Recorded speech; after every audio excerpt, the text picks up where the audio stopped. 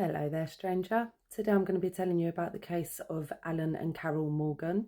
Viewer discretion, as always, is advised. Carol Morgan was born the 26th of December 1944, and she had been married to Richard Curtis, and together they had two children, born in 1966 and 1968. They lived together in Swindon until the breakdown of their relationship and their eventual divorce in 1973. Carol would stay at their home in Swindon with the two children, and Richard moved elsewhere.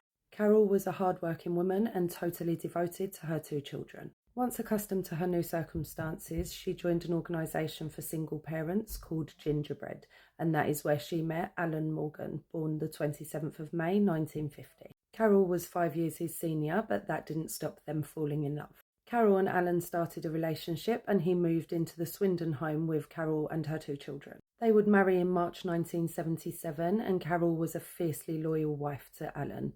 He, not so much. Carol then sold the Swindon home and used part of the money plus a £6,000 loan for the couple to buy a corner shop in Linslade in 1979. The shop had a flat above it, which they moved into, and so the business was also the home. In January 1980, Carol made a will bequeathing all of her worldly possessions to Alan. The shop didn't do very well financially, though. It wasn't in a very good location, and they only sold low-value products.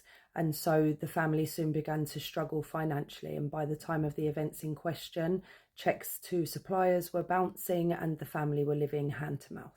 To make matters worse, Alan had started an affair with a woman named Margaret Spooner, which went on for a considerable amount of time. Margaret was also married, and her husband found out about the affair and confronted Alan outside his shop one morning. Carol would also go on to find out about the affair, but I'm not sure if it was as a result of that confrontation. And although she must have been hurting, Carol did her best to repair the marriage with Alan. It seems he was not interested in doing so. They had been looking into buying a new shop in Caddington, but their finances wouldn't allow. Carol was gutted, as she no doubt wanted to get away from Linslade and away from Margaret Spooner. So on top of the financial issues, there were fidelity issues.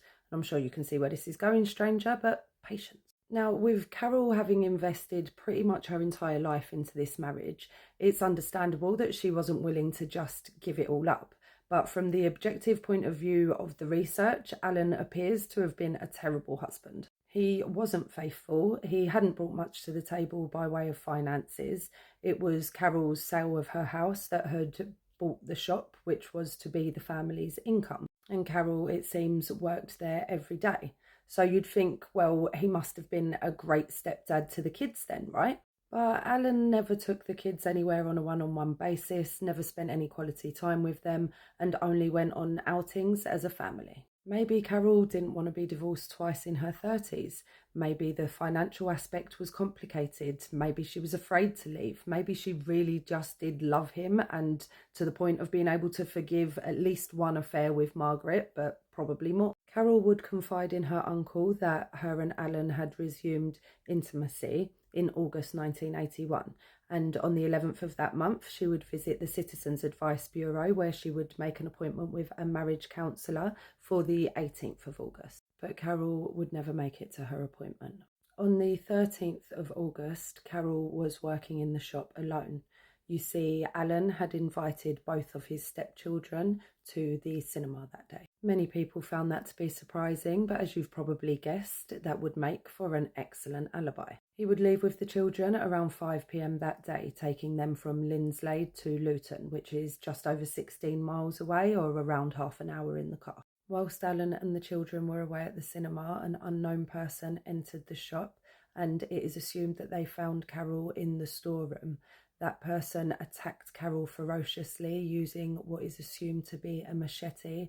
They dealt 10 to 15 blows to Carol in such a brutal attack that it left parts of her brain and skull on the storeroom floor. The mystery attacker then stole a quantity of cigarettes and the cash from the till and left. Seems like humongous overkill for a corner shop robbery, don't it? Alan then returned at around 11:15 that night, and if you're wondering, like I did, why it took so long to go to the pictures, it was because they watched 2 movies, not one.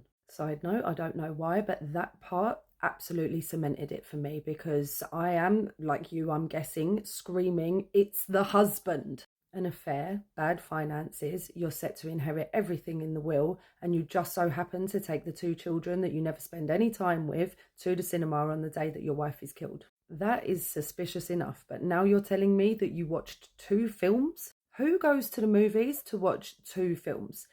Please let me know in the comments if it's normal to go to the pictures for like a day trip, because I've only ever gone to watch 1 film at a time. Maybe it's me doing it wrong.